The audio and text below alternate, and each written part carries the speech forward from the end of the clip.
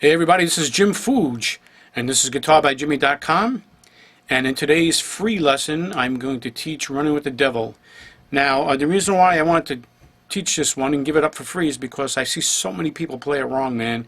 And I think another reason why I wanted to do it is because just to show how much more is really going on in this song that people don't even realize, and then maybe give you a new appreciation for Eddie and the guitar itself. So let's talk about it.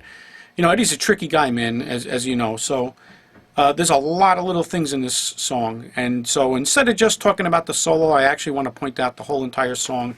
And I'm going to dissect it for you guys so you can really enjoy this lesson as much as I enjoy teaching it. So here we go. So, you know, I don't tune down, so I'm in normal key. But, you know, he's always a half step down, Eddie. But so the first thing is, let's talk about the riff, right? So like a C to D thing, then the two-shot chicken, okay, then you're going to harmonize with the D and the B string. So I'm going to play it like really isolated, but I'll show you how I play it later. So an A note and an F sharp note, then you're going to hammer onto a B note and a G note, then you're going to pick again, and then you're going to do a C sharp and an A, then you're going to, okay, so it sounds like this.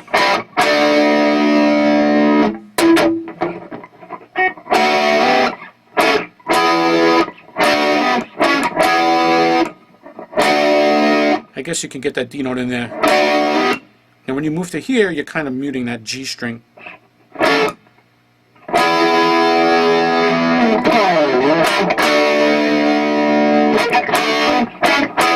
So when you're doing the first one, excuse me, let me just rephrase that. When you're doing the first one, you can get the G string in.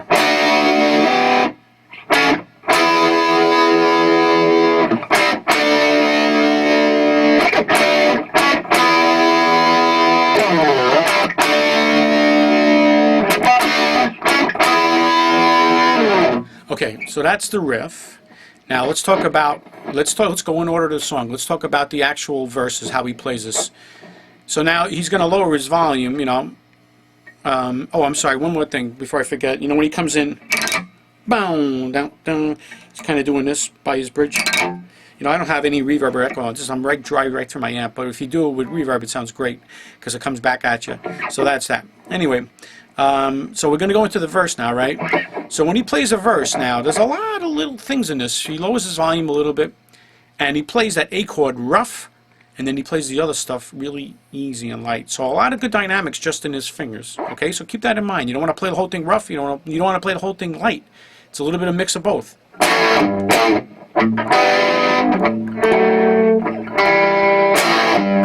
See the difference? So one funny thing about this verse is, instead of going, he goes, because you can hear him, I'm pretty sure you can hear him fretting that note, and it almost sounds like a little muted as opposed to. And I think the other reason why he did that is because when he gets to this note, he wants to be quieter. And I think the open A string would have made him be a little too hard. Okay, and then when I do this riff, I do these little things. It's up on the. Okay, so let's talk about what he's doing. So he's going the D and the G string, right to that one, right to like the E minor thing.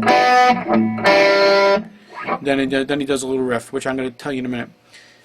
So the riff is, so it's B, E, then it's F sharp, B.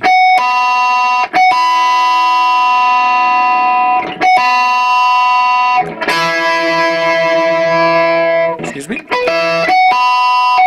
Then an open G string. Not like that, but. So that's the first riff. It's B, E, then F sharp, B, then open G. You know, kind of finesse, not. It comes up so quick, man. So that's the first riff. So now we're in.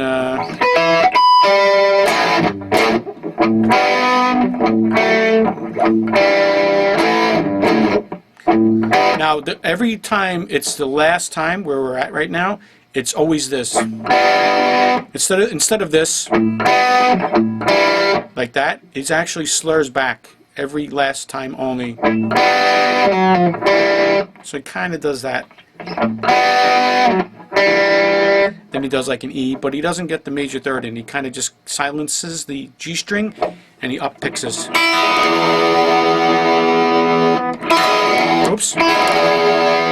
Silence the G. So a lot of finesse just in the verses, right? So one full verse in its entirety sounds like this.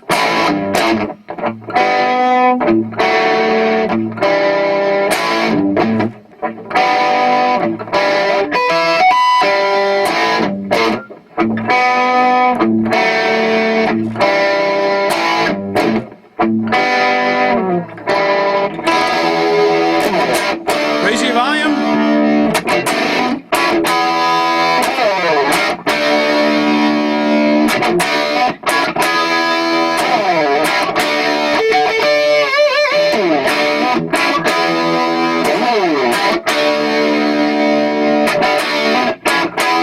Lower your volume.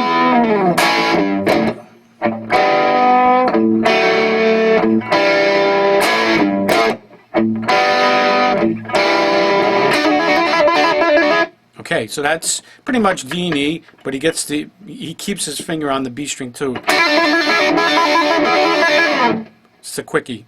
All right. Got no love, Korea. It's hard to do that. Actually, it's really, really so lightly in there.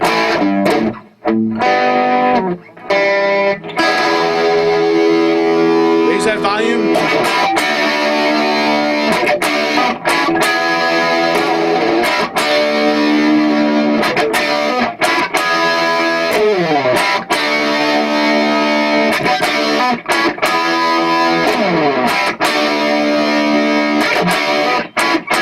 Now comes the lead.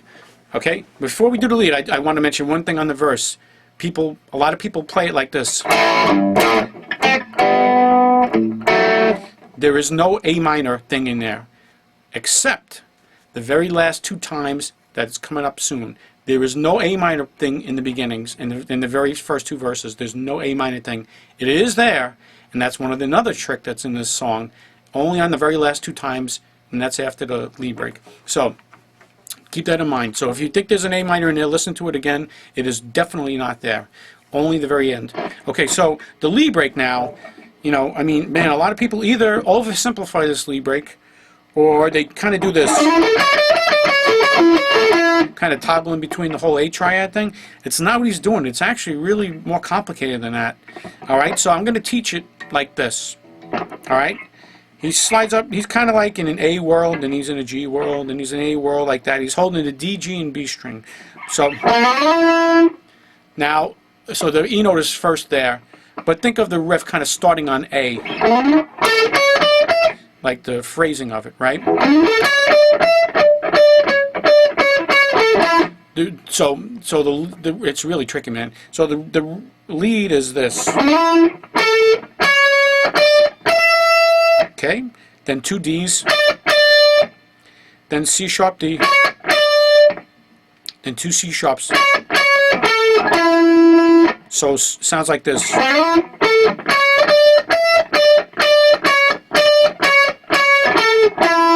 Same thing in G.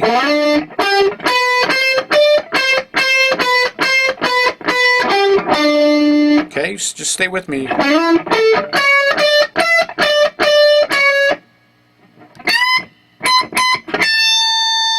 Okay, stay with me. I'm going to get through it all. So now you say, but wait a minute, I hear kind of thing in there. It is in there. This is why this is not an easy lead break as it sounds. So, but what I just played is definitely happening. So how come people hear these kind of overtones kind of thing? Because it's in there a little bit, and it's played at the same time with the other notes.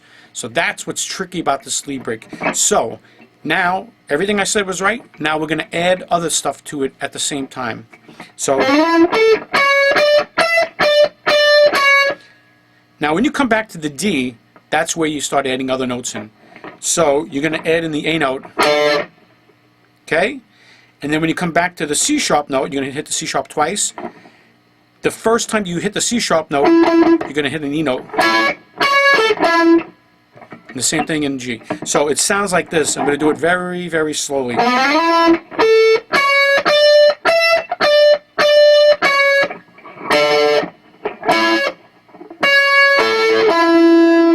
So he's picking the strings at the same time. I'll do it in G now. When you come back up, that's when you harmonize.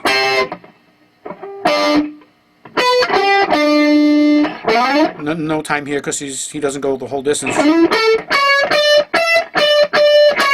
Now what's tricky about this, I'm going to go over it again. What's tricky about this part is it's not as simple finesse as it sounds. It's not this.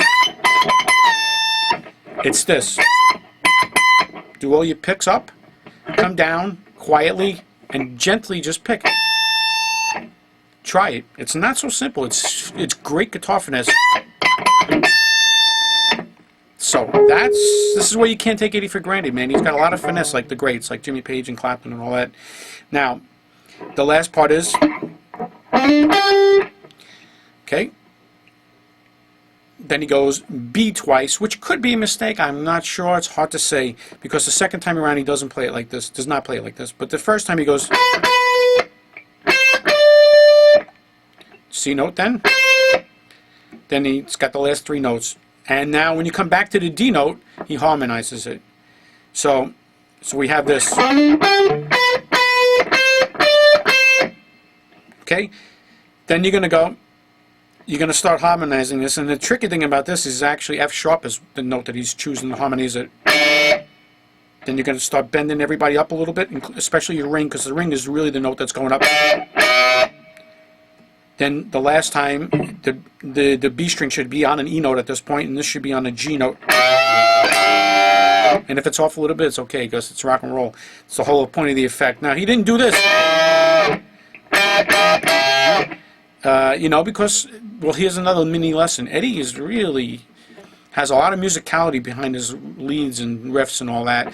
And he really thinks them through. A sign of a great guitar player. So, he could have took the easy way out and just went, but he didn't. He wanted to kind of harmonize it where it made more sense. And he wants the high note to start creeping up with the low note. And unfortunately, the only way to really do it is with these two fingers. The only comfortable way, at least for me. Try whatever you want to do, so it's a strange bend, So one more time now. Whatchamacallit? Let's do the solo now. Harmonize. It's crazy, but it is exactly what he's doing.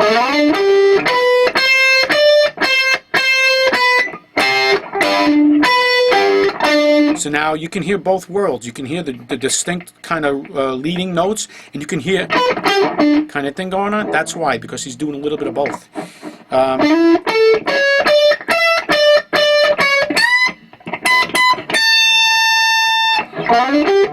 Those two notes were in there.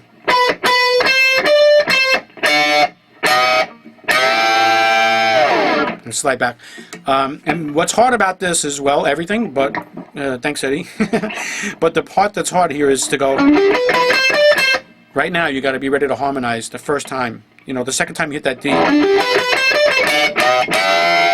Now, this was the second guitar that was put in on the record, so, he had a few chances. If he didn't get it perfect each time, he had a chance to do it over, as opposed to the only guitar on the record.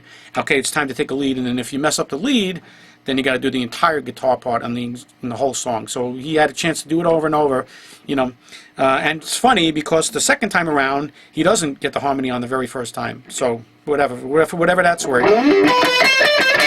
See, that's where you got to be ready to harmonize. It's not easy.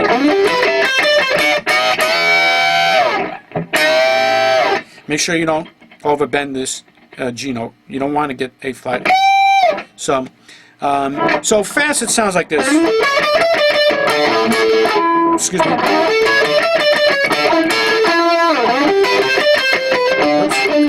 Let's tricky. I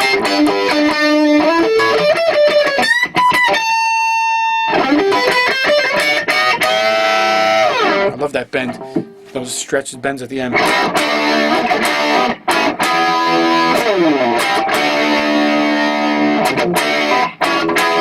know I found a simple life.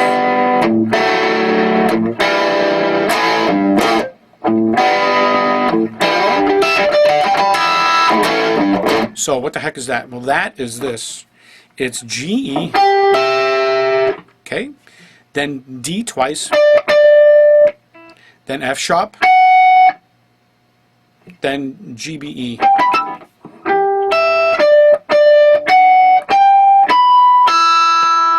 Eddie, man, he's a really amazing player. Okay.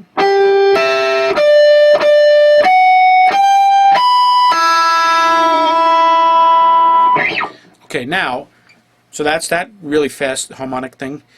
So now we're on the very last two singing parts, right? This is where the A minor thing is in, okay? I got no love you call radio. Little thing. I can't sing it at the same time, so let me just play it.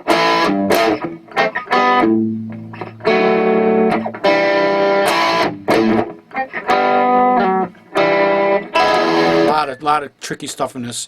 Now that you know this, listen to it. And this A minor thing again, once and for all, is only the last two times. Very, ever so slightly.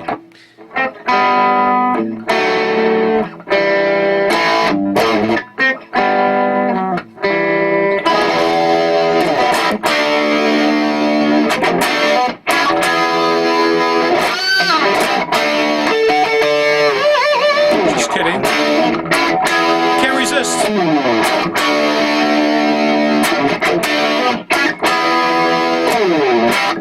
Last lead break. So it's, you know, starts the same. Oops. I think he's doing it like that. Okay, so that's that. Then you got... Okay, instead of going... He bends from an E to an A. Great guitar player. That big bend, man, it's great. And then he goes, sounds like this. 3 times. Okay, so I'm not on loud volume, but it sounds like this.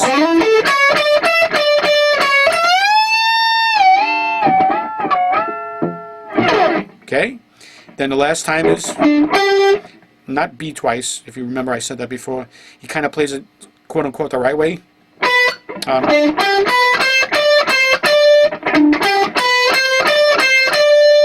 Okay, you should have been harmonizing by now, right? So, but that's where he missed it. Whatever, I'm sure, you know, could have just... Thank God for us, right? And now you harmonize it the second and third time. So it sounds like this. I'll play it kind of like a medium speed.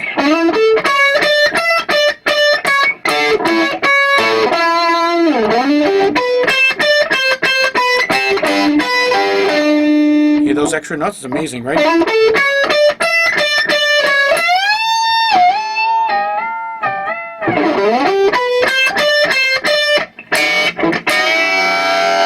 Man, that's so freaking great.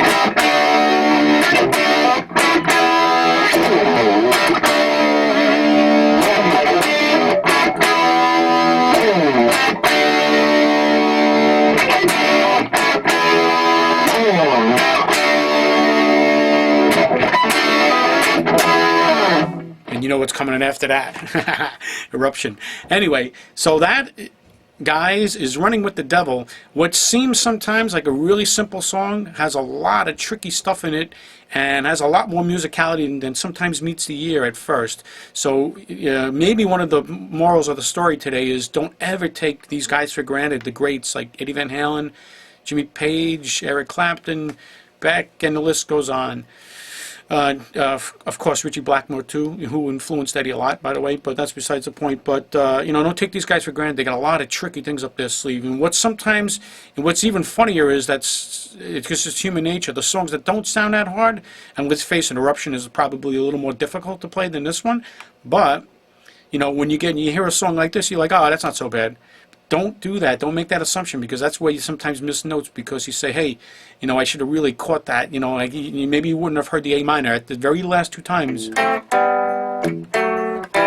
know what I mean? So simple things like that. And then this thing, man, this lead break doesn't sound too hard, but when you listen to it closely, it's kind of like two things going on at the same time. So, you know, and listen, you could do it whatever way you want. I kind of think that the easiest way for me is to pick it and grab the other notes with my middle finger.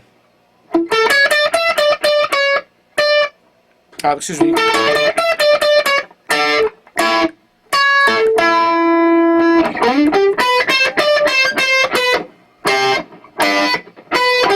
Amazing, right? How does he do it live? I'm sure he doesn't care anymore. He just does whatever the heck he wants and gets it close. Matter of fact, a lot of times live he goes, instead of going, he goes, whatever he does, you know, he goes like to a G note, I think, a lot of these days. He probably got tired of doing all that, so, but it's just interesting, you know. But anyway, so I'm Jim Fuge, and this is guitarbyjimi.com, and the last thing I want to say was I am very close to putting the entire Van Halen 1 album. I want to just make this announcement on my website, and I'm telling you, man, it's 110% off the record. Every lick on every song except for maybe Jamie's Crying I didn't include, because that's really not that hard at all, and there's really nothing going on in that, but it's a simple radio song. But whatchamacallit, I will have every song on that first album on my website soon, so just, you know, stay tuned. I'm the One, everything, every riff in I'm the One. Little Dreamer is great stuff. So there's a lot of, you know, listen, Eddie even said himself, the first album was, you know, if you can get me on the first album, that's pretty much my whole thing, and I'm kind of just repeating my style and patterns and things like that on other albums to be, and he does, you know.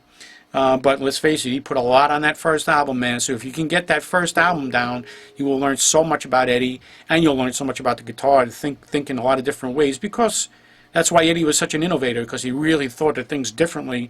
You know, that's what made him like the next kind of Hendrix. I mean, let's face it, he was doing stuff that nobody really thought of. Like, you got to give him a lot of credit for that.